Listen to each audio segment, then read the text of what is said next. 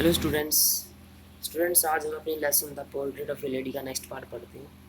कल हमने पढ़ा कि जब नरेटर या राइटर शहर में चला जाता है और इंग्लिश मीडियम स्कूल में पढ़ता वो, तो जब वो वहाँ की पढ़ाई के बारे में दादी को बताता है तो वो नर्वस हो जाती है। नेक्स्ट पढ़ते हैं।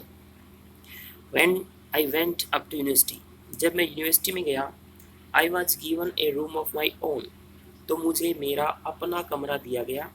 The common link of friendship was snapped, common link साझा संबंध, और फ्रेंड स्नैप होता है कट जाना, टूट जाना। तो जो दोस्ती का जो साझा संबंध था वो टूट गया। My grandmother accepted her seclusion with resignation, accept होता है स्वीकार कर लेना, सेक्लूजन एकांतवास, रेजिग्नेशन होता है विलिंगली इच्छापूर्वक। मेरी दादी ने अपने एकांतवास को इच्छापूर्वक स्वीकार कर लिया था, मतलब अब उसने ये बात मान ली थी कि अब तो उसको अकेला ही रहना है। She rarely left her spinning wheel, spinning wheel होता है चरखा, to talk to anyone. Rarely mean बहुत ही कम, मुश्किल से। तो रेयरली का जो मीनिंग होता है वो नेगेटिव सेंस में होता है। तो वो कभी भी किसी से बातें करने के लिए अपना चरखा नहीं छोड़ती थी। तो रेयरली का मतलब कभी नहीं, नेगेटिव मीनिंग होता है। फ्रॉम सनराइज टू सनसेट, सूर्योदय से सूर्यास्त तक। She sat by her wheel, sat by होता है पास में बैठना, वो अपने इस चरखे के पास बैठती थी। स्पिनिंग काटते हुए, and reciting prayers, recite mean उच्चारण करना या गाना। तो सूर्योदय से सूर्यास्त तक वो काटते हुए और प्रार्थना गाते हुए अपने इस चरखे के पास बैठी रहती थी। ओनली इन दी आफ्टरनून, केवल दोपहर के बाद। She relaxed for a while, relax होता है आराम करना, शांत होना। वो कुछ देर के लिए आराम करती थी। To feed the sparrows, feed होता है खाना खिलाना। तो केवल दोपहर के बाद वो चिड़ियों को खाना खिलाने के लिए थोड़ी देर के लिए आराम करती थी। While she sat in the veranda, जब वो बरामदे में बैठी होती। Breaking the bread into little bits, bits होते टुकड़े, रोटियों को छोटे टुकड़ों में तोड़ते हुए। तो जब वो बरामदे में रोटियों को छोटे टुकड़ों में तोड़ते हुए बैठती थी। Hundreds of little birds collected round her, तो सैकड़ों की संख्या में छोटे पक्षी उसके चारों तरफ इकट्ठा हो जाते थे। क्रिएटिंग, निर्माण करते हुए। ए वेरिटेबल, वेरिटेबल होता है सचमुच का। बेडलम पागलखाना। चिरपिंग्स चहचहाट।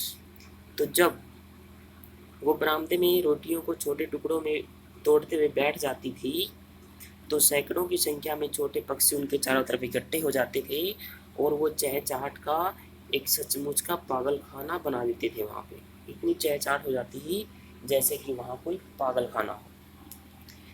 सम came and perched on her legs, perch होता है बैठ जाना, कुछ आती और उसकी टांगों पर बैठ जाती।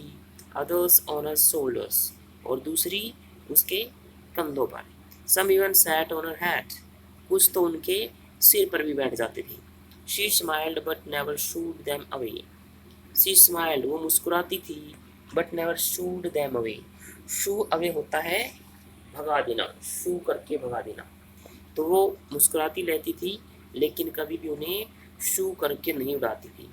It used to be the happiest half hour of the day for her, it used to be the happiest hour, यह सबसे खुशी का आधा घंटा हुआ करता था।